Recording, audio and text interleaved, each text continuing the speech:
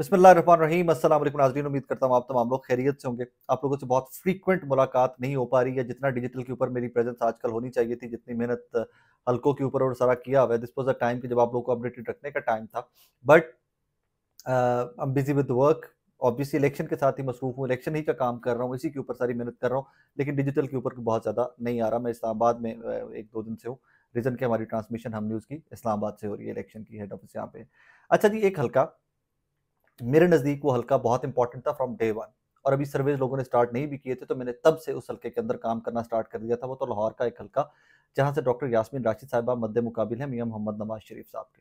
पीएमएलएन और पीटीआई का प्योरली मुकाबला है उस हल्के के अंदर, उसमें कोई ऐसा थर्ड पार्टी इस हल्के के अंदर नहीं है, और ये रिवायती हरीफ हैं एक दूसरे के। यहाँ पर डॉक्टर यास्मीन राशिद साहिबा माजी में भी यहाँ से पीएमएलएन को काउंटर करती आई हैं, उनके मद्दे मुकाबिल इलेक्शन लड़ती आई हैं।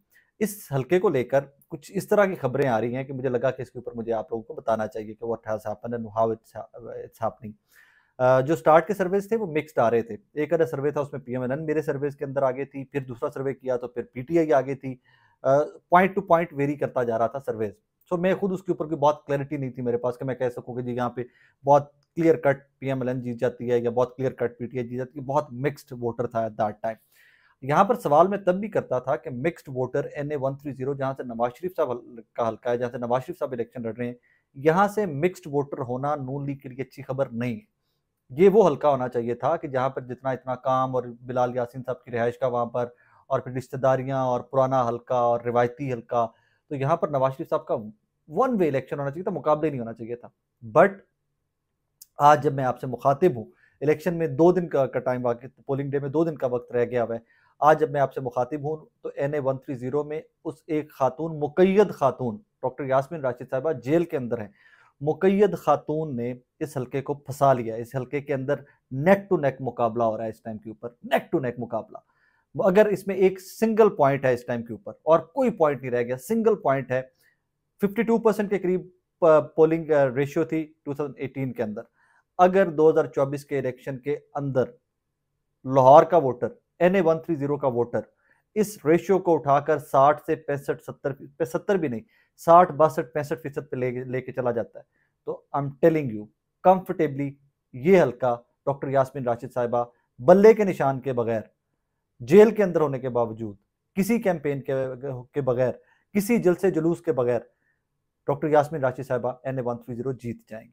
और मैं आज आपको बता रहा हूँ मल्टीपल लोगों से बात करने के बाद, इसमें सहाफ़ी हैं, इसमें रिपोर्टर्स हैं जो फील्ड रिपोर्ट कर रहे हैं, इसमें वो रेजिडेंट हैं उस हल्के के, कि जो वहाँ पर रहते हैं, उनसे मैंने जो जानने वाले थे या जिनको पहले मैं रिकॉर्ड कर चुका हूँ माजी में, तो उनसे किसी तरह से राब्ते में था।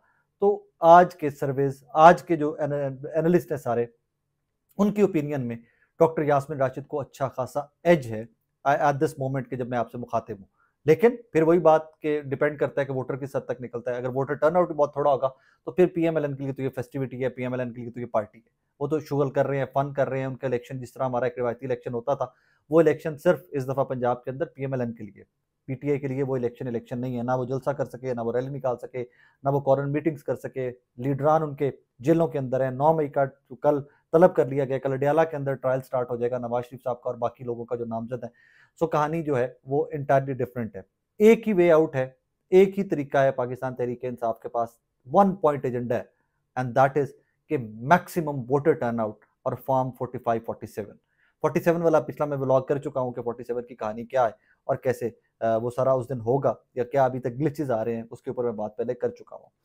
आगे आइए तो एक और हल्का था NA 127, लाहौर का हल्का, बिलावल भुट्टो जरदारी साहब मद्दे मुकाबिल अता तारड़ साहब, मद्दे मुकाबिल जहीर अब्बास खोखर साहब।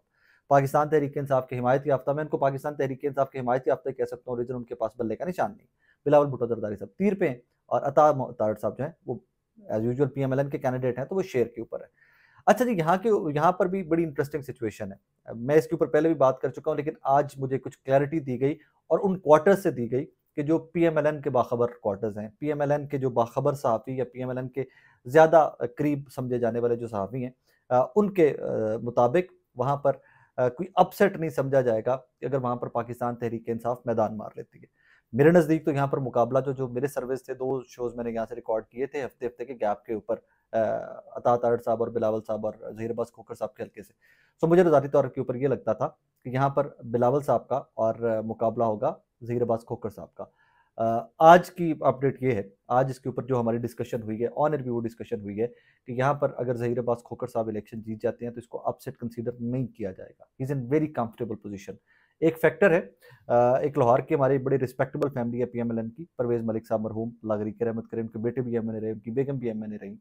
वो इस हल्के से इलेक्शन लड़ते आ रही थी। शाइस्ता परवेज़ साहिबा इस हल्के से भी एमएनए रह चुकी हैं। परवेज़ मलिक साहब भी मरहूम रह चुके हैं। अता तारड़ साहब की कैंपेन के अंदर पीएमएलएन का कोई बंदा नज़र नहीं आया। असद खोखर साहब उनके साथ प्रेस कॉन्फ्रेंस में नजर आते हैं। कोई टियर 1 की लीडरशिप भी वहाँ पर नहीं गई। अता तारड़ साहब के लिए कोई बहुत ज़ोर नहीं लगा रही पीएमएलएन उस हल्के में, और पता नहीं क्यों नहीं लगा रही। मैं ये सोच चंद सवालात मेरे ज़हन में आते हैं, मैं आपके सामने भी रख देता हूँ। एक सवाल मेरे ज़हन में ये आता है, क्या पीएमएलएन जो है वो बिलावल साहब को फ़ेवर कर रही है वहाँ पर? क्या वो ज़हीर अब्बास खोखर साहब को फ़ेवर कर रही है? क्योंकि बहुत ज़ोरों-शोर से कैंपेन नज़र नहीं आई। At the same time Zaheer Abbas Khokhar साहब वहाँ पर जान मार रहे हैं। वो अच्छी खासी मेहनत कर रहे हैं वहाँ पर। ज़हीर अब्बास खोखर साहब के एंड के ऊपर मैं नहीं कह सकता कि वो पैसा भी लगा रहे हैं।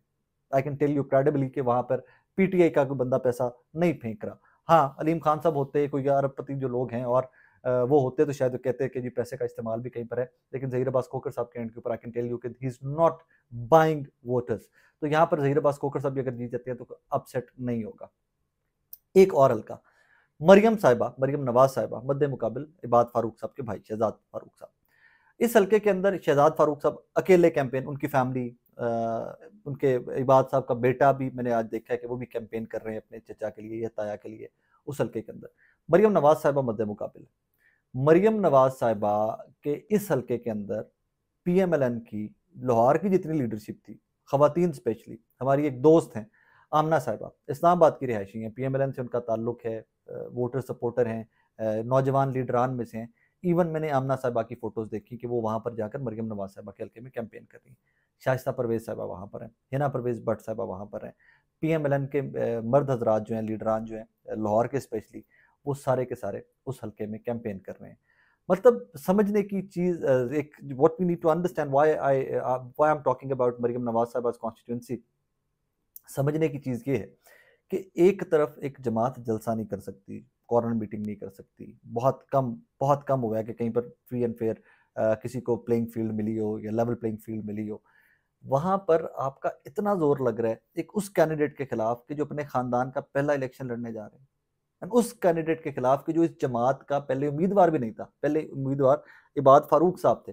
वो जेल में है तो उनका भाई इलेक्शन लड़ रहा है, उनको टिकट दिया गया। तो वहाँ पर मरियम नवाज साहिबा जैसी टियर 1 की लीडर, जो प्राइम मिनिस्टर की कैंडिडेट भी हैं, जो वज़ीर आला पंजाब के कैंडिडेट भी हैं, वहाँ पर भी इतना ज़ोर लग रहा है। मुझे फिर से वो जुमला कहने की इजाज़त दीजिए, मुझे री-कोट करने की इजाज़त दीजिए कि ये पाकिस्तान तहरीक-ए-इंसाफ ही थी, जिसने सनम जावेद जैसे लोगों को आगे लेके आया कि मिडल क्लास के लोग सियासी ख़ानदानों के चश्मो-चराग जो हैं, उनके मद्दे मुकाबिल भी इलेक्शन लड़ सकते हैं। शहजाद फ़ारूक भी मरियम नवाज़ साहिबा के मद्दे मुकाबिल इलेक्शन लड़ सकते हैं। अली एजाज़ भुट्टर भी अलीम खान के मुकाबले के ऊपर इलेक्शन लड़ सकते हैं। ये वो लोग हैं जिनका पहले आपने नाम भी नहीं सुना। ये किसी सियासी ख़ानदान से नहीं है। ये pure middle class Pakistani, pure middle class. KP में मुझे आज ही पता चला कि कुछ मिडल क्लास से भी नीचे के लोग, जो हमारे डेली वेजर टाइप लोग हैं, वो लोग भी इलेक्शन कॉन्टेस्ट कर रहे हैं। So this credit goes to Pakistan Tehreek-e-Insaf. यही मैं हमेशा से पिटता आता था, हमेशा से बात करता था कि थर्ड पॉलिटिकल फोर्स पाकिस्तान के लिए बहुत बहुत ज़रूरी है, and that has happened now.